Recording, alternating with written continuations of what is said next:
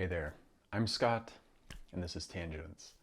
Well, it is Saturday, the 25th of March, 2023.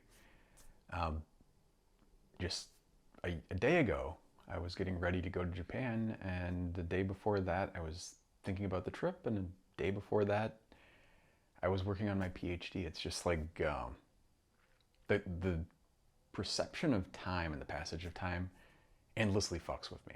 I know I say this every time, but it's just like, what the fuck? And one of the things, like, by putting in this date here, aside from just putting in, like, giving you context to when I'm recording this and all of that, um, it it's just like a little mind fuck for me every single one of these. So anyway, I have a few things to talk about. I'm trying to think where to start. My subject for today is going to be winning. And the thing that really prompted this is I used to go back and forth, especially when I was on Facebook. And I did this partly out of a sincere desire to try to communicate with people, and then partly also just I had a lot of energy to try to fight with people. And I would go back and forth with people. There's a whole progression, in fact, all the way back to when I was on like forums elsewhere, to eventually Facebook, Twitter, Instagram, LinkedIn, all of this kind of stuff. And I've gone through phases. I've gone through sort of the initial sort of encounter people, handle things on a very superficial surface level. And then after a while, you start understanding a bit more of the dynamics and the mechanics behind what they're saying and what they're doing. And then take different approaches and kind of iterate like that. So it's that standard sort of punctuated equilibrium thing. I really think that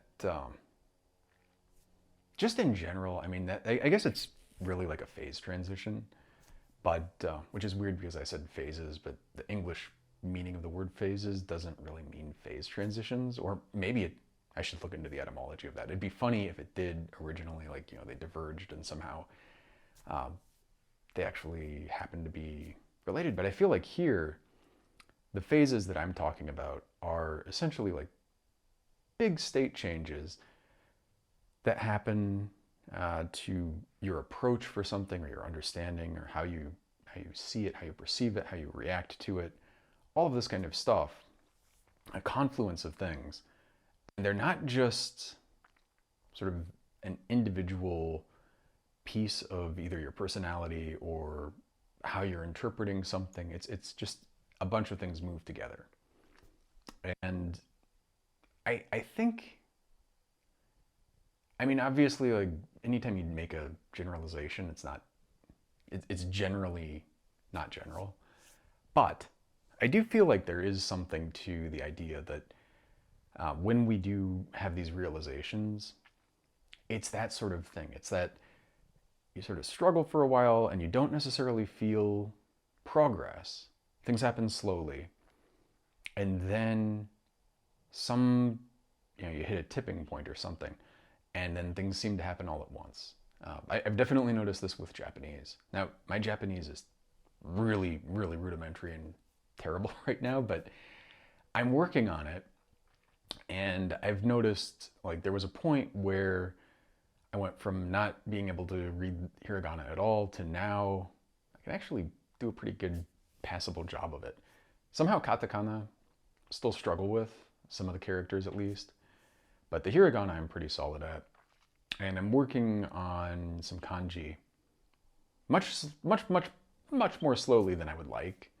But it is still the same thing. Like, you work on it, you work on it, you work on it, and you feel really frustrated.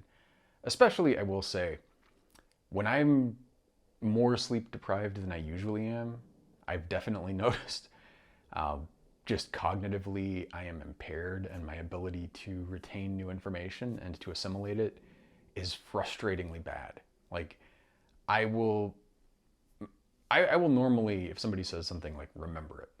Now, if it's something about a name, names have never stuck for me.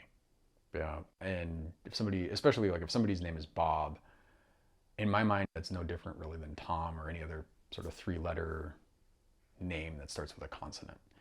Um, it's just, and I will try, really will make an effort to try.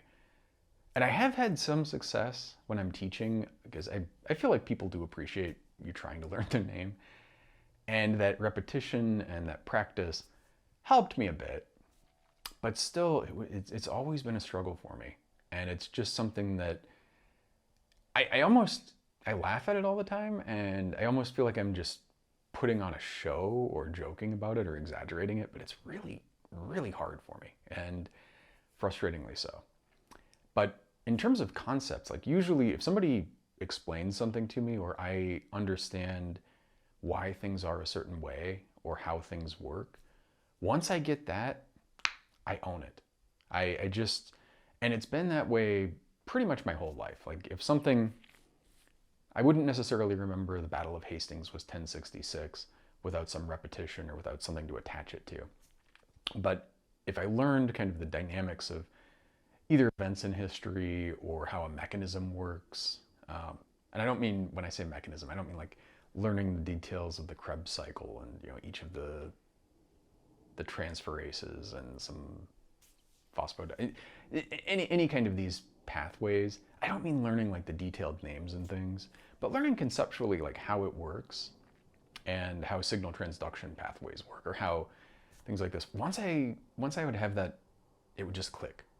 It was similarly like actually when I was in high school, I always struggled a bit with math, especially like just anything that was rote memorization was not great for me. And memorizing like the multiplication tables or things like this, it was always hard. But then we got to algebra, and when we got to algebra, it was like, oh, yeah. First off, there are still a few axioms you have to remember. There are some like basic pieces, but once you get those, you pretty much know how it goes, and it's just a matter of like operations. That just flows with me, just makes sense. I own it. And my performance academically went up massively when I got to that. Calculus, similarly. Like calculus, and I always get back to this with the, like I know people who complain like, oh, I never could understand physics. I could never understand math, anything like this. And I do understand, and I do agree, like we all have different aptitudes and we're all coming from different places. I don't know, the science on whether or not we actually have different learning styles is iffy. Like it seems like that's kind of a bullshit thing that became just assumed. But there are definitely differences in people. But I'm convinced, and I think I have a lot of at least experiential evidence to back this up. I've not done a lot of empirical like academic research on it. So when you're weighing this, it's like I think it's true, but I couldn't say definitively like, oh yeah, there are these studies that say this and this is, I don't know. But my impression is really that a great deal of people not being able to get physics or math or anything like this, it's not them, it's the teacher. And I don't mean to blame everything on the teacher. Obviously the teacher can't like instill knowledge into you without your consent or without your assistance. But I do feel like when the professor is not explaining something well, and namely when they don't really understand it themselves and they're just kind of like going through it by rote, and that's because that's how they learned it, that's all they know about it, people get confused. You can see the eyes glaze over, and it confuses the shit out of me. Like I can usually like figure it out past there, but like I remember in grad school in physics, I was like all the classes, as long as quantum physics and electrodynamics and all that kind of stuff, really was easy. Statistical mechanics, less so. A, because I hadn't had statistical mechanics before. Classical mechanics, no problem. Statistical mechanics, the professor, and I know the guy, and I like him, and I do think he understands it. I just don't think he was very good at conveying it. That one I struggled with. I really, and I finally did get it, but I had to just I had to go through the books and just beat it down and figure it out. and really work out like, how does this work? What is the, and then when you start getting it, you get it. But it was frustrating because I do feel like if I would have taught myself that, if I was the professor in that class, I could have I could have made it much clearer. I could have made it much easier to get. And maybe it was just because I didn't take that as an undergrad or anything related to it. I just didn't have the basis and I just jumped into the grad level course. But and I did end up I think I got an A in that class anyway. But it was a struggle, you know. And the one that I really like beat the shit out of me was optics. And optics is a funny one because in high school, I had a really good physics. I always want to call him professor. Really good physics teacher in high school. Don't remember his name. It might have been Hengesbach. I don't know if he was a different. I think it was, but I had so many. I actually had like a handful of like memorable teachers who were really good, and I remember their names and I remember that they were good.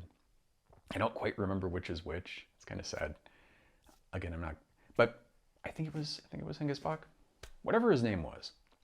Um, I did optics, I did physics with him, and it just made sense.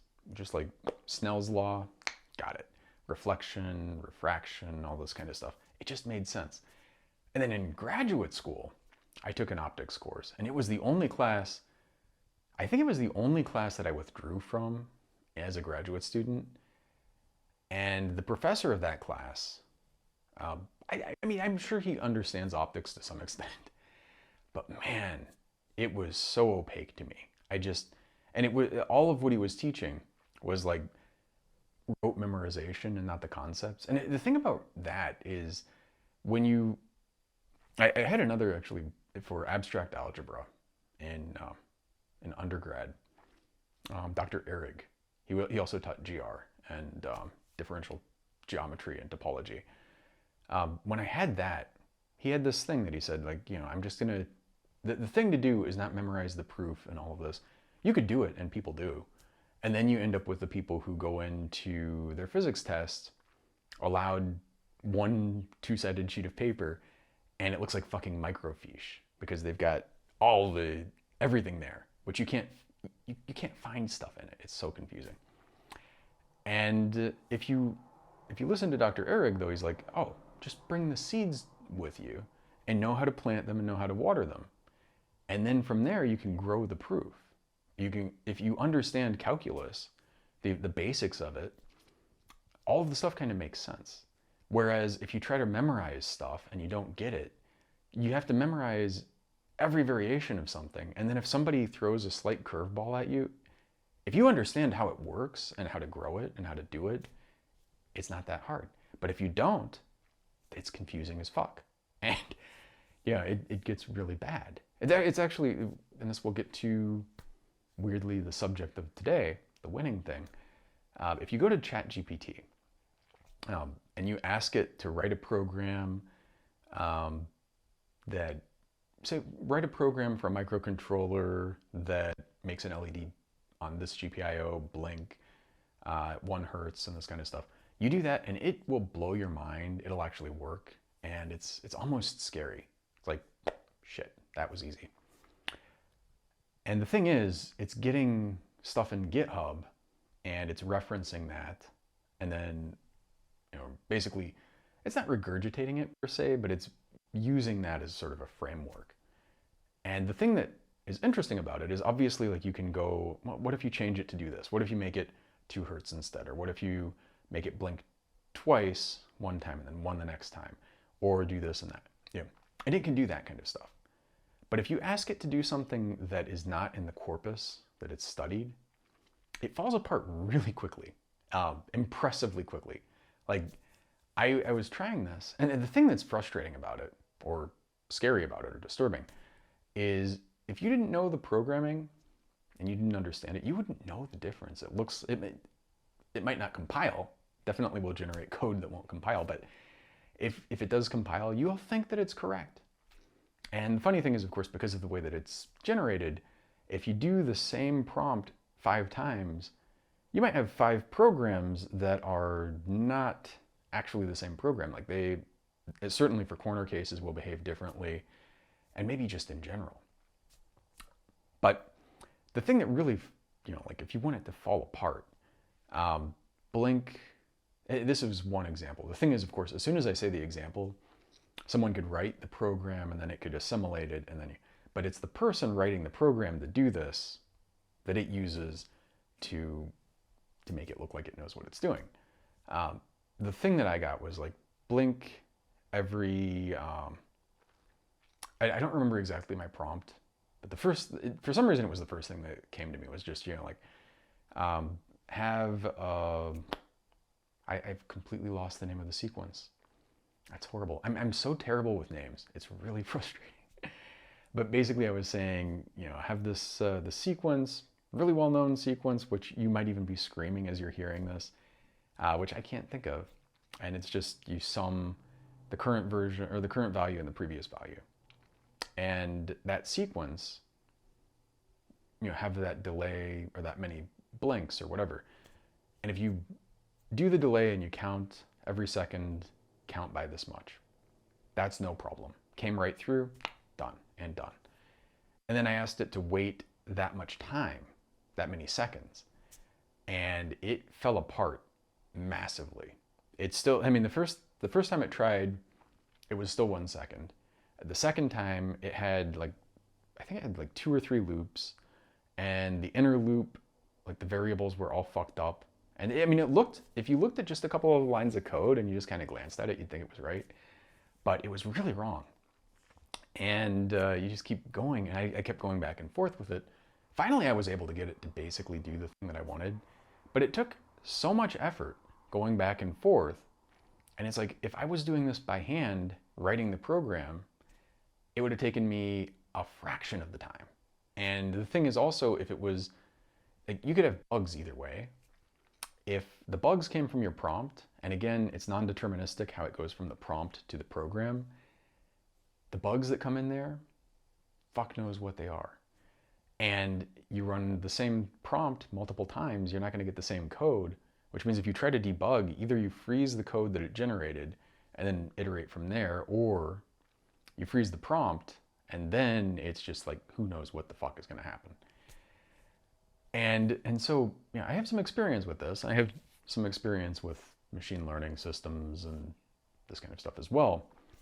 And so one of the guys I follow on YouTube, and I'm sure I've mentioned his name before, but Fraser Cain.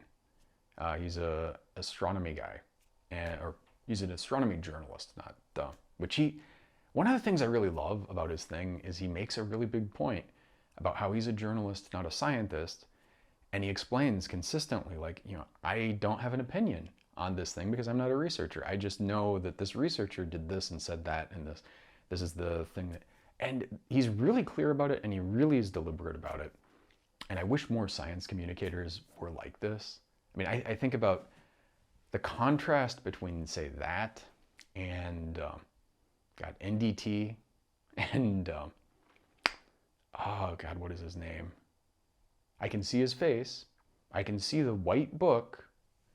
I cheated because I can see the white book that says cacao on it for quantum field theory. And he's actually a good, for QFT, he's a good guy. He knows what he's doing. He's written books on it, which were actually pretty good. And in that domain, solid. And then I guess he started making these pop culture or pop sci videos, and became sort of a science communicator, which probably paid more, and probably also, people get, I do get it, like you get that prestige and you get people looking up to you, you get that respect and all this, and then you kind of go off the deep end. And at some point, NDT, pretty bad. I think the worst one. I'm just picking a guy here, picking on him because he's the archetype of somebody who has done this path. But the selfish Gene Dawkins, that guy, oh my God. And the thing that's frustrating about him is a lot of his early stuff, especially when he was talking about religion and evolution and all this kind of stuff, all with him. And then he just went off the fucking deep end. And I think the thing is, you get this situation, and online interactions do not help this. You get a situation where you're an expert in stuff, and people keep coming at you, and you get a bunch of categories of people, but you get two big categories. One are the people who come to you and they recognize your expertise and they listen to you and they don't necessarily understand your domain of expertise, which I think is one of the big traps of expertise, but they understand you're an expert, they listen to you, they revere what you say, they respect it, and and so with that group of people, you're getting that nice positive, like your amygdala is getting tickled and you feel really good and you're like, yeah, this is really, and oh yeah, I'm this great professor and I have the professorial tone and I for some reason have the patches on my elbows and and you have that cadence and all that kind of stuff. And it just kind of feeds onto itself. And then you have another group of people who don't recognize the expertise, or they know and they don't care. Whatever it is, whatever their purpose is, whatever their thought process is, these people will sit there and fight endlessly and argue endlessly with you. And they'll be wrong. They'll be very wrong, objectively wrong. In your domain of expertise, yeah, and it's a million times worse if you're black or if you're a woman or both. You have a PhD in something about history or physics or mathematics or art or whatever the fuck. You are an expert, unquestionably, in this domain. And some jackass on the internet comes up to you, and I'm going to use he. Doesn't have to be a he, but probably a white dude, probably a he. Cishet white dude. They're not the greatest people. It's really fucking annoying, by the way. Like, as one, I wish that you guys would be better because you're giving us all a bad name, But probably a cishet white dude, probably from behind a sock puppet, doesn't have to be. But he'll come up and you'll be like, either he'll explain to her what she already said, or he'll contradict her and say some ridiculous shit. And then you go and you're like, okay, so here's the situation. You can argue with that guy. You can try to debate him. You can try to discuss him. You can reference citations and all this kind of stuff. And they'll just keep coming back with more and more shit. They'll sea lion. I'm not going to explain sea lioning, but look it up. They will, like, every fucking rhetorical problem in the book.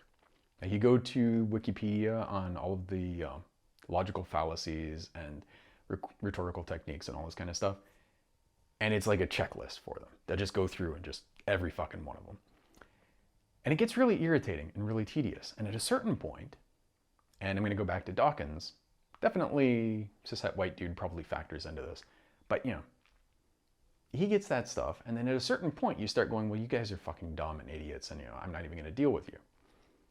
And that's where, like, if you could keep it in that zone, it would actually not be that bad. But what goes off the rails is they start that, and then they kind of start feeling, well, everybody's looking up to me in this category, but and also these people who are criticizing me or they're saying stuff, they're wrong, and I know they're wrong, and you know they're wrong, we all know they're wrong. And so they start thinking they're infallible, and they start thinking, like, whatever I say on whatever subject, and this is where it really starts, like, spinning out. They start getting out of their domain, and they start saying shit that they don't know fucking shit about. This, like, I can't remember where the first clue of this with NDT was for me. I think it was something about, I know it had something to do with biology. I know certainly, like, one of the things that infuriated me about that dude, like, I really liked him up to a certain point, and then I think it was before Cosmos came out, but when Cosmos came out, and then all of the stuff they did in biology there, they had the DNA that was this horrible, yeah, I mean, I guess I get what they're saying. They're like, oh, this is some kind of, like, DNA kind of looks like the constellations, and it doesn't look like either one. But it was annoying, because in the original Cosmos, Carl Sagan, notably not a biologist, not a biochemist, not someone who knows this stuff. He talked to the people who are. And in the 80s, they had solid space-filling molecular views of these things that look pretty, I mean, they don't look like today's graphics, but they looked good. Considering the time, they looked great.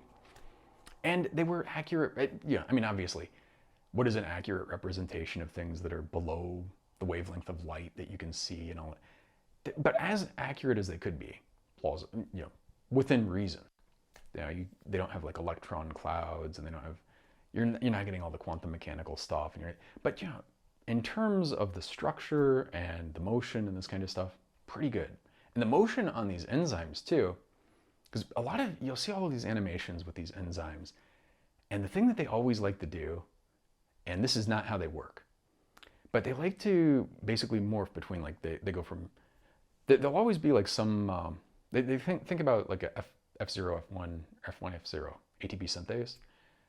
It's like this, essentially like a turbine that pumps protons and takes a proton gradient and either converts it to or from ATP.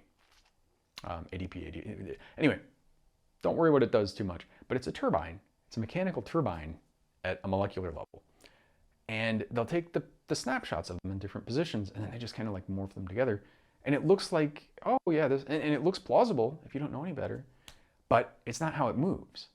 And I think the Sagan ones actually kind of showed the wiggling and the jiggling. Because in reality, at that scale, you have Brownian motion, like things are just bouncing and wiggling and jiggling. And everything, it does move, and there is a net motion, but that net motion is through guided diffusion. So it's like diffusion with a potential. So it's bouncing back and forth, and it kind of click, click, click, and rotates. Versus the animations where it's like click, click, and sometimes it won't even jiggle at all. Really, the thing that gets me about this, like, obviously, it doesn't have to be perfect. Obviously, you can conceptually say, like, and this was another one that they did in the Cosmos, an enzyme is just a factory, and they had the picture of a factory that's making, and you can use that like as a concept. I don't like it, but it's fine. It's, you're trying to explain to people, well, it's just a molecular thing that turns this into that and catalyzes this reaction. You could say stuff like that. Or an enzyme pathway is, it's like an assembly line, and you could show an assembly line even. The problem is people think in concepts, and you show them those kinds of things, and they start taking it more seriously than it is. And the thing that gets me is, like, you can show them, like, you could use that analogy and kind of say, well, it's like this. And by the way, this is more, like, that's the sort of zero level approximation. And then here's the more realistic, like, kind of closer to what it is. And people could see that, and people could get it. And if they didn't get it, they'd at least have like one of those hits.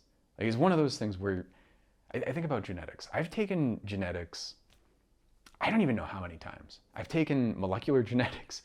I took courses named genetics, but I also took, like, in virology, we covered genetics. In biochemistry, we covered genetics. In immunology, we covered genetics. In microbiology, we covered genetics. And you just go all these things, and you get that so many times. There's a helicopter outside, apologies. And you get that so many times, and you just need a Stinger missile to take the helicopter down because it's really fucking your jive, fucking your vibe, fucking your, I don't even know, just derailing you. But you get that enough times, and you get, like, the first pass at it, you might not get very much about it. And then you get a little bit more, and then you start learning, well, okay, this is what a primer is, and this is the landing zone for, DNA-dependent RNA synthase, or this is, and you start getting more and more pieces of the picture. And your brain, I mean, it's similar to the Japanese thing. You get those pieces, and then once you've learned a certain amount, phase transition, and you've got, like, a little, it's not like you comprehensively understand it, but now you've got a tiny, like, enlightenment moment. And having that more realistic picture in Cosmos would help. Having the unrealistic, super stylized DNA that looks kind of like a constellation, it's not going to help. And it also confuses people because they see that and they're like, oh, that's kind of DNA. And it is, okay, it's like a double helix, but it's the kind of DNA that you might get if you were, I don't know, a comedian who got massively famous off of remaking shit from the times that he was spending watching TV in the 80s at home. Seth MacFarlane, we know who you are.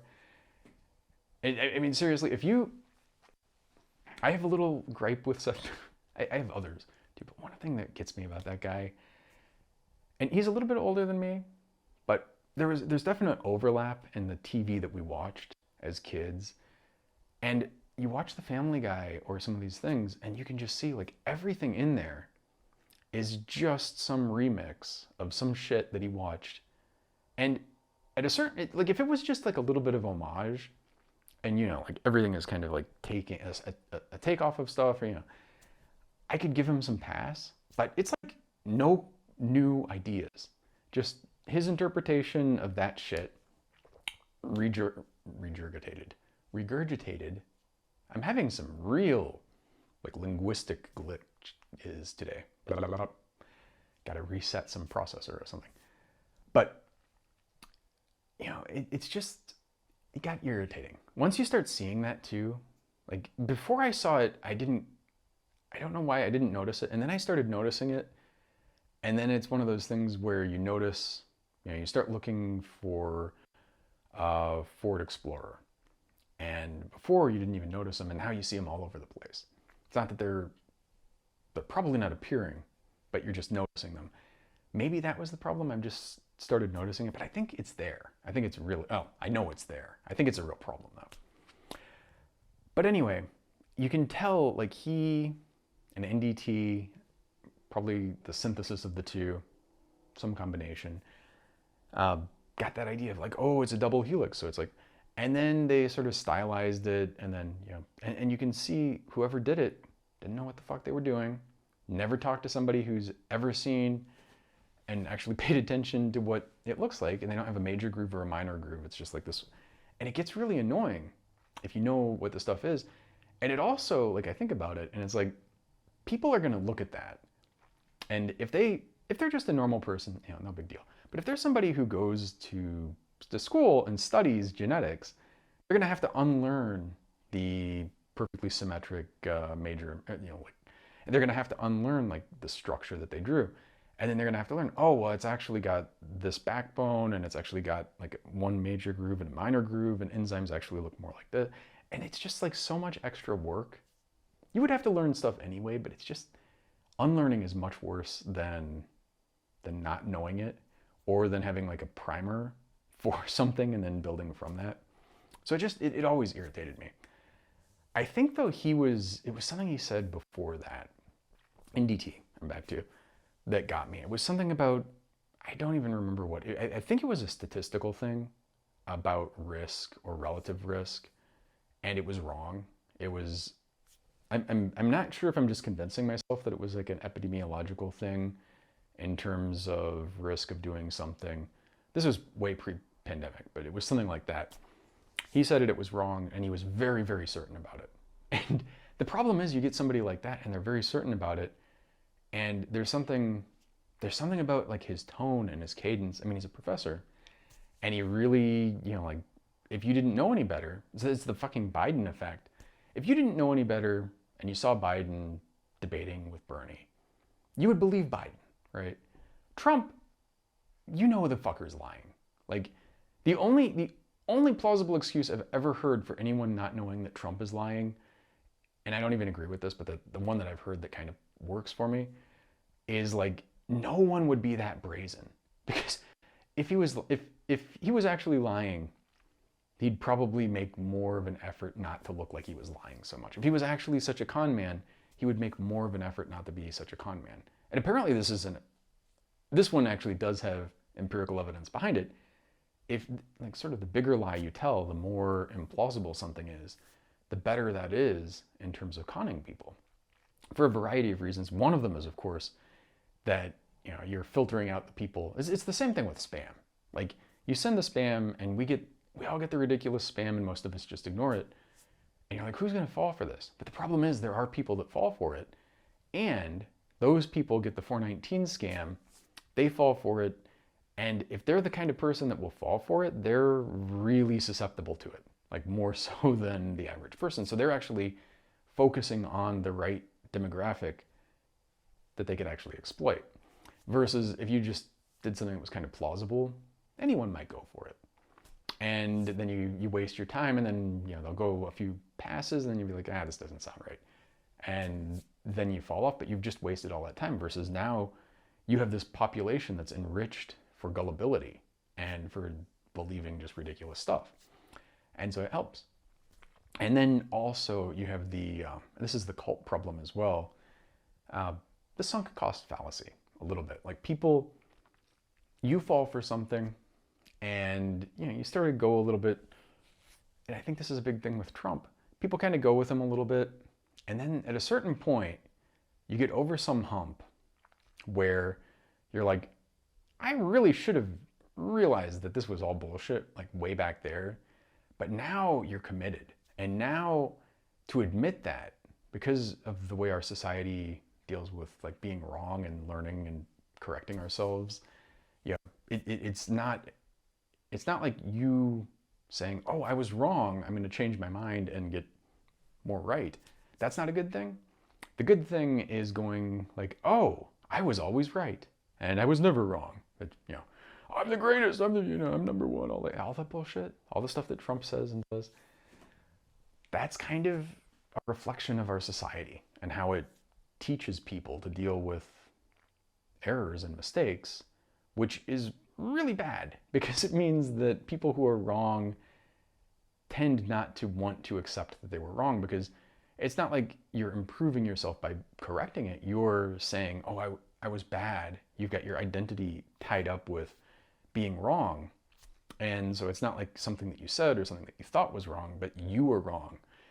And it's not only that you're wrong, but you're bad, right? It's an ego hit. It's something that's like hurting you and you feel bad about it. And now you're like, oh, I'm so gullible because I believe this.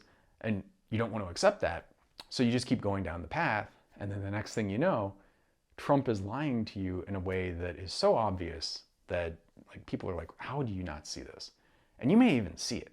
I think on some level they kind of see it. But you kind of don't want to admit to yourself that you've been conned.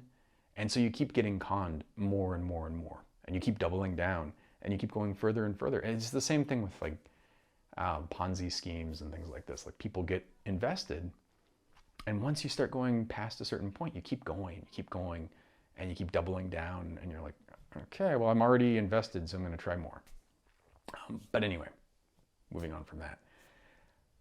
The thing that prompted this, coming back, I was talking with somebody on one of Fraser Cain's YouTube videos, on one of his comments, and somebody was like, oh, this is kind of scary and it's really impressive and it's really scary. It was about ChatGPT.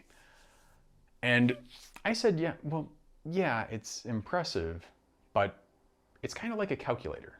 And I'm not saying, to be clear, and this person was very concrete here and didn't understand, like, I'm not saying it is a calculator, but I'm saying it's like a calculator. Get the difference between like and is. But it's like a calculator where it can do something that is really hard for people really well and really fast. It made a poem. The thing, actually, this was what it was. Fraser Cain asked it to make a poem about Lagrange points, and it did a good job. It is scary good at that and acronyms and things like this. Like little pithy sayings, anything like, because what it's doing is essentially a constraint solver subject to certain requirements. In poetry, it's kind of a constraint solving problem. And the thing about it is it's really good at that. It's much better. Like you and I could write a poem, and if you gave us like write a poem about Lagrange points, okay, we know what Lagrange points are. You do some research, you know how to write a poem, you know different styles of poetry. It'd probably take you like a day or two, and ChatGPT will do that and spit it out in seconds. Like, it's crazy, right? And it'll do a good job, very impressive job. Just like the programming, of course, you have to be careful because it will also make some really big mistakes and it doesn't understand what it's saying, which I think is a thing that people have trouble with. And I've had this discussion with Gil, but I think one of the things that you have to, like one of the cautionary tales about it is it has no like concept of what it's doing or what it's saying. It is It has no ability to reason. And so it will say things that sound plausible. It's like a statistical language. I mean, it's a simpler thing, but like if you just have a Markov chain language model, it'll make gibberish. And that gibberish will seem plausible, like especially if you just zoom in and you read some part of it, it looks real. It looks like it's actually saying something. And in fact, so much so that people have had journal articles, and especially for conference papers, they've generated them from that and gotten them approved and accepted, and I think there are publications that already had those. And that's way before a GPT system, and certainly before the current ChatGPT.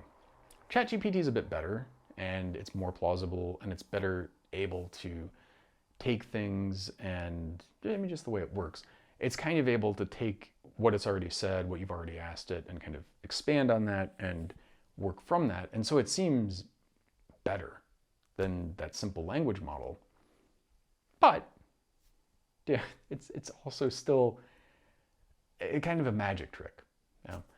Now, which is not to say that it's not an impressive magic trick, and it's also not to say that it can't do things, again, like writing poetry, that are much, much easier for it than they are for us.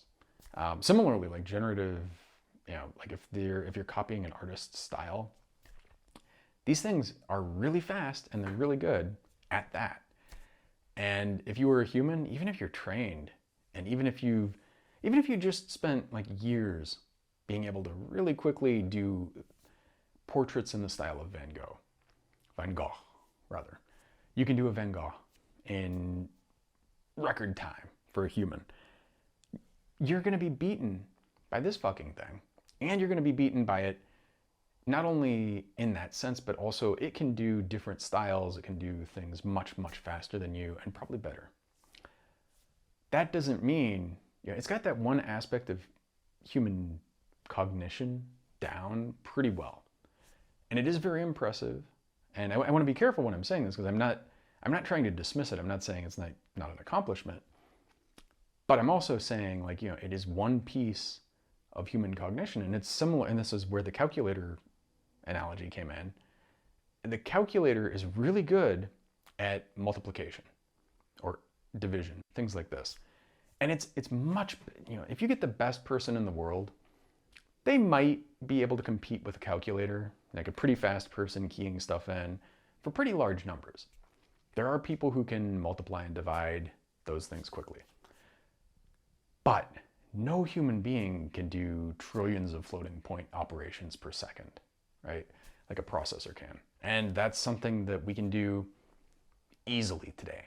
And I don't mean just like in a supercomputer. I mean like in your little pocket supercomputer. Today we can do that. Similarly, like ChatGPT, it's not a calculator. Dude, who didn't get this. I'm not saying it's a calculator, but it's really good at that one aspect of what we can do. And it's much better, really much better than us. And it's going to get faster. It's going to get better in those certain regards. But it also doesn't understand what it's saying. It doesn't, there are a bunch of layers of cognition that are not that superficial sort of language generation portion.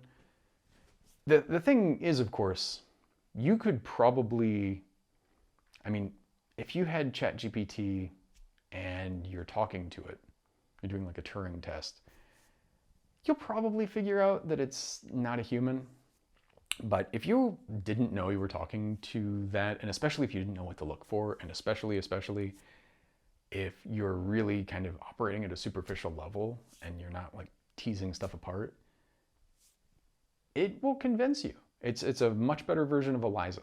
Like, it will make you think. Although people, like, the way that our brains are, it's like pareidolia. You want to see faces in things. We want to see intention in things. I mean, I always think of on Twitter, when I was on Twitter. I miss being on Twitter. They're going to take away my blue check too. So sad. Anyway, there's this account, Infinite Scream. And it does two things. One, if you mention it, it screams at you. A bunch of A's and a bunch of H's and a random length of each. And the other thing it does is just randomly tweets screams. Again, the ahs. And then every once in a while, The woman who made it. I'm not sure. They. I think it's she, they. I think they or she, they. Might be they. Well, they. But the person who made it, let's just say that. The person who made it, every once in a while, Nora, I believe is their name, will speak out of it. But usually it's those things. Those random things, and especially because there's a random delay and it's just stochastic processes, but you could very easily convince yourself. And when I say you, I mean I could very easily convince myself there's some kind of awareness there, some kind of sentience almost behind it because of the way that it reacts to things. And our brains are just good at that. And this is this is why we're not good at judging a Turing test, because you want to see, like if you see a bag, I'm American Pie, but you see the bag floating in the air, it's really easy to convince yourself that it's not just a bag floating in the air. There's like a ghost there, or there's some kind of intention behind it, or some kind of awareness or cognition or presence there, so to speak. And that's, you definitely get that feeling. You can definitely also like get to the edges of it pretty quickly. Like if you know where to pull on the threads, it falls apart pretty fast. But if you don't and you stay away from, or you do and you stay away from them, it's pretty compelling. It really is. And it is very good. Like at certain things, it's so much better than you are or I am. And again, those things it's going to get better at. And so like when people first came out with calculators, there were people who legitimately thought like, oh, we're going to be smarter than people. Like these machines are going to beat people in general all over the place. And we've seen the history of that. I mean, this similarly, ChatGPT, like, and I'm not saying that you can't have artificial general intelligence. Like definitely there's an existence proof. It can be done, but we're not there. We're not close. And when we get there, things will be different. But where we are now is pretty fucking far from that. It's not as far as the calculator, but we're much closer to the calculator than to that general artificial intelligence. But anyway, so I was arguing with this guy, and I went a couple of passes with him. And then finally he's like, well, you tell me how a calculator is, and then I'll tell you how ChatGPT. And I'm mocking him because it was so fucking dumb. And it was also like the presumption, I fucking guarantee, cishet white dude, not that, but really, like why the fuck are you guys sucking so much?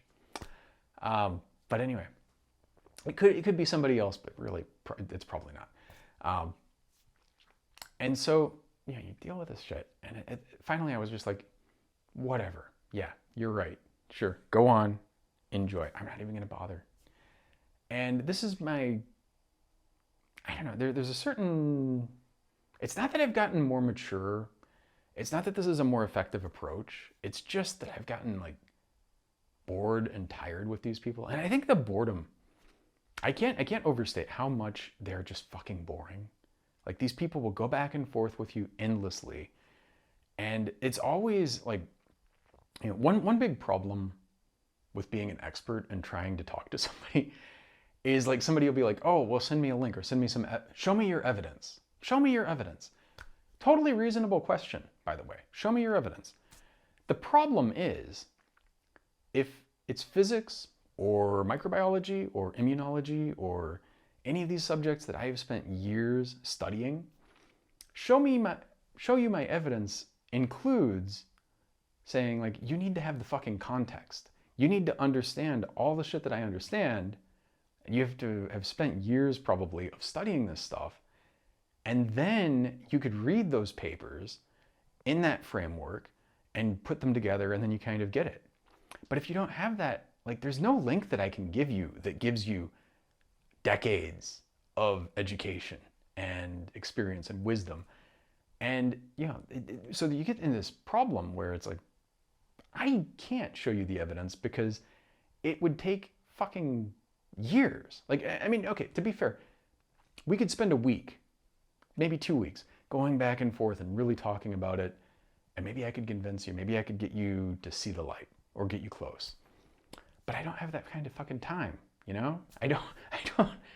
I'm just one guy. I can't talk to you that long and get you there. Which, it's just like, it's so frustrating because the vaccine thing is a big one recently, and you get people who are like, oh, prove to me that it's not. And then the problem is like, okay, you're earnestly trying, right? You're earnestly like, here's a review article, here are a few of those, here are some things that show you the history, here's something. And the problem is those people, they're already primed not to believe them. And what they're gonna do is like that review article could be dozens, tens, hundreds of pages. And they'll go to that and then they'll find like one or two things to pick out, or maybe a handful of things to pick out. And they'll go like, well, what about this? And what about this? And what about this? And what about this? So your one response has now generated 5 Hydra heads. And you could say like, okay, well, this one is this one is this one is and it would take you, I mean, it's just this combinatorial explosion. It would take you a ridiculous amount of time to address each one of those.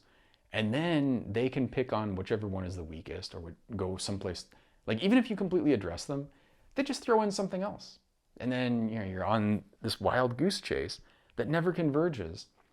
And the worst part about it, and the reason that I don't really participate in these anymore, I mean, the one on YouTube, I don't give a fuck. This guy is not, there's no real consequence of him thinking what he thinks, and there's no real benefit to arguing. So, yeah, winning. But if you're arguing about climate change or evolution or things that actually matter, and then you're having this, people who are, the thing you have to really consider is not the person that you're talking to, they're probably not amenable to being, maybe through geology, over many, many years or decades, they'll change their mind or they'll see the light. Probably not, but maybe. But the thing you have to worry about is the people watching. And this is a whole strategy. Like, when people were pushing a bunch of anti-evolution stuff, what they would do is they'd get a professor who was not very important that you do get somebody, maybe an expert in evolution, but they're not somebody who's an expert in rhetoric. They're not somebody who's really trained in debate and this kind of stuff, and persuasive presentation. And then they would have somebody go up against them. And their person, first off, they know, I mean, there are several things working in their favor. They know their arguments, they know the air quotes evidence for their things, and they also know like what you're probably going to say and how to respond to it. You in the moment, you could probably respond to all of those things, and you could certainly research them and find like, yeah, those are all bullshit. But the problem is, in the moment, you having that debate and you've got your PhD and you're a climate scientist or a biologist or evolutionary biologist or whatever, and then people see that and they're like, oh, well, that person won, giant air quotes, won, and they walk away thinking that that person's right, just because this person's not as well honed and crafted at this kind of technique, at this kind of approach. And so this is a really, this is a major problem. I don't know how to deal with it, frankly, but it's something like I used to go back and forth with people a lot, and now I just kind of, no, you're wrong. I don't have the discussion because the discussion itself is problematic and actually leads to bad places. And then they'll go like, oh, well, I knew you would not be able to, it's like, okay, no, I'm not going to have this discussion. You can have the last word, but there you go. It's frustrating. And I don't know. Hopefully one day I will have another phase transition and figure out like what the fuck to do here. But at the moment, I don't know. And this is why, anti-vaxxers are so much on the rise that, we've got the state legislature right now has a bill. I think it's SB, don't know the number, fuck it. I just commented on it a few hours ago. But they have a bill blocking the requirement of, having like a vaccine mandate, essentially. And it's just so goddamn stupid, just as a matter of public health. First off, vaccines in general, not very risky. It's not to say that there aren't risks associated with them, but they're not that risky. One of the things, I mean, here's the fucking annoying thing about them too. We have this database of every, any kind of bad thing that happens after you get a vaccine. You put it in the database, and the idea is, and this is publicly accessible, which is probably a mistake, but it's there. The idea is epidemiologists with really powerful statistical techniques can look at that and tease apart, like, is there some kind of actual problem?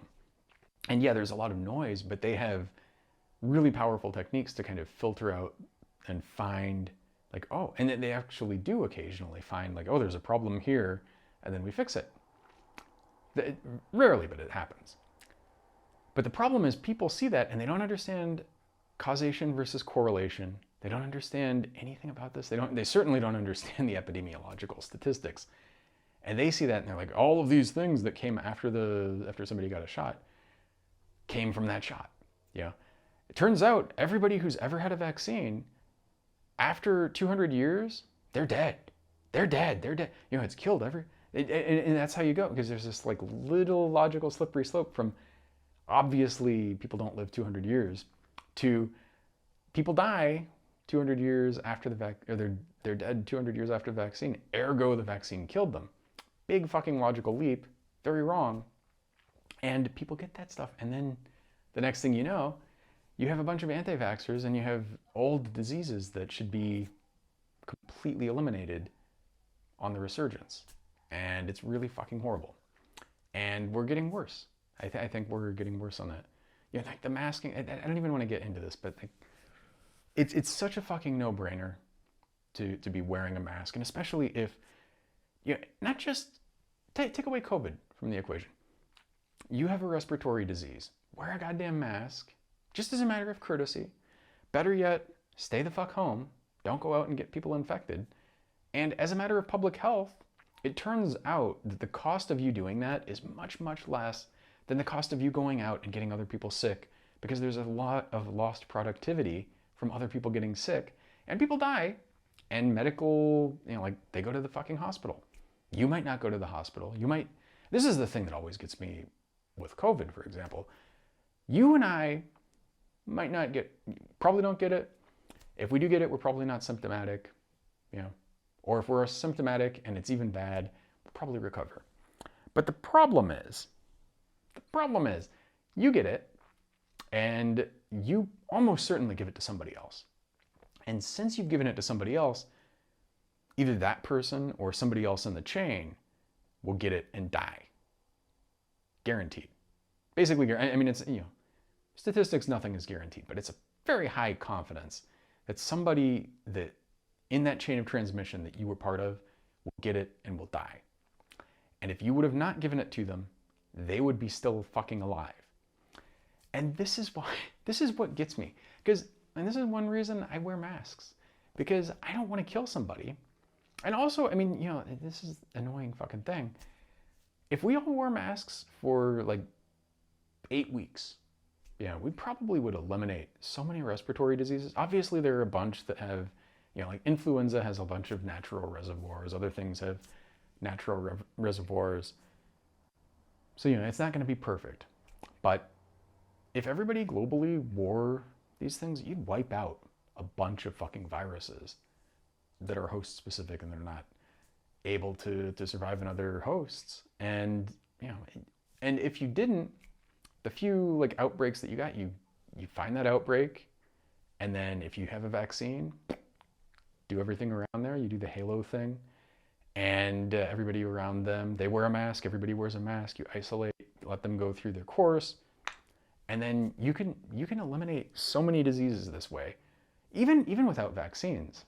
But especially given the technology we have today, all of these fucking things that kill people, and like influenza, people dismiss like it's nothing. Influenza, like there are two problems with it. One is because our reaction to viruses come from our innate immunity largely, and you have the sort of interferon response and all this kind of stuff. Everything has flu-like symptoms. I mean, they're called that. Although most of us also are not virologists or doctors, and we don't know what the specific symptoms of influenza are. So you get sick and you're like, oh, I've got the flu. You had a rhinovirus or something. You got sick for a couple days and you're fine. You didn't have the goddamn flu. You know, the flu, if you have it, is pretty fucking severe, typically like a couple week course, and it kills a lot of people. It's not like some benign thing. I mean, you know, the pandemic, Spanish flu, which was not from Spain, killed a lot of fucking people on the planet. It's not like some little nothing. And it still kills people today. I mean, not the same, not exactly the same virus, but you know, different influenza viruses. And people always just dismiss like, oh, COVID's just like this. A, it's not. And B, just like this little thing that actually kills a lot of people and is a big deal. It's annoying. It just gets to me. It gets to fucking me. So anyway, with that, I do think I'm gonna take off. I'm gonna go biking because it is a Saturday. It is 21 degrees out, and it is 3 o'clock, and I've not really gotten much exercise this week. Got to take advantage of the weather not being ridiculous, and I'd like to get back home before my mom gets back. She's in town she's been here for about a week. She's going to be here for about a week, and so we're, I think, having dinner or something tonight. But go biking, enjoy that, and then try to get this out tomorrow or today. I don't know. They always, oh, fuck. They're a pain in the ass, and I don't know if you've seen, if you're watching these on YouTube, I am really sorry about the things being blown out. This is a long pain in the ass, and I use Adobe Premiere, which I think I'm going to switch back to Final Cut at a certain point.